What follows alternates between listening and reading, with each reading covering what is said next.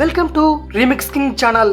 అందంగా ఉండాలని ఇతరుల చూపు మన వైపే తిప్పుకోవాలని ఎవరు మాత్రం అనుకోరు చెప్పండి. అలా అని కాస్మెటిక్స్ ప్రొడక్ట్లను వాడి అవి విఘటించి ముఖాన్ని వికారంగా చేసుకునే బదులు సహజంగా లభించే పండ్లు కూరగాయలతోనే ముఖాన్ని కాంతివంతంగా అందంగా తీర్చిదిద్దుకోవచ్చు. రకరకాల ఫేస్ క్రీమ్లను వాడి ఆసుపత్రి పాలైన వారిని ఎంతో మందిని చూస్తున్నాం. అలా వాడి ప్రాణాల మీదకి తెచ్చుకునే బదులు కొంచెం కష్టమైనా సరే సహజంగా లభించే వాటితోనే మన చర్మ సౌందర్యాన్ని మెరుగుపరుచుకోండి. వాటికి సంబంధించిన కొన్ని చిట్కాల గురించి ఇప్పుడు తెలుసుకుందాం. తొక్కే కదా అని పడేయకుండా అరటిపండు తొక్కతో కూడా మన అందాన్ని కాపాడుకోవచ్చు. పసుపు రంగులోకి మారిన అరటిపండు తొక్కతో చర్మకాంతిని మెరుగుపరుచుకోవచ్చు.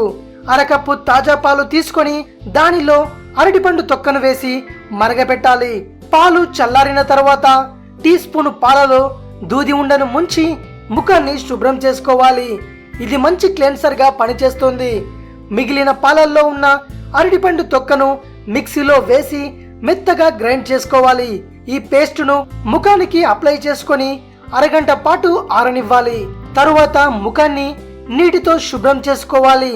ఇలా వారానికి ఒకసారి చేస్తే ముఖఛాయ మెరుగవుతుంది, చర్మం వదలవకుండా ఉంటుంది, అలాగే ముడతలు రాకుండా ఉంటాయి. ఒక్కోసారి ముక్కు రంధ్రాల చుట్టూ చుంబకం దగ్గర చర్మం నల్లగా దళసరిగా మారిపోతుంటుంది. అలాంటప్పుడు స్నానానికి వెళ్లే ముందు ఒక స్పూన్ గ్లిజరిన్ 3 చెంచాల తేనె కలుపుకొని ముఖానికి కంటి చుట్టూ అప్లై చేసుకోవాలి. ఈ ప్యాక్స్ ను 10 నుంచి 15 నిమిషాల పాటు ఉంచుకోవాలి. తరువాత ముఖాన్ని నీటితో కడగాలి.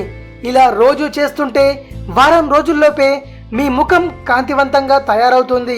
జిడ్డు చర్మం ఉన్న వాళ్ళు గ్లిజరిన్ తేనె మిశ్రమంలో కొద్దిగా నిమ్మరసం లేదా చిటికెడు పసుపు కలుపుకోవచ్చు. ఇవ్వండి మరిన్ని హెల్త్ టిప్స్ కోసం రీమిక్స్ కింగ్ ఛానల్ ని సబ్స్క్రైబ్ చేయండి.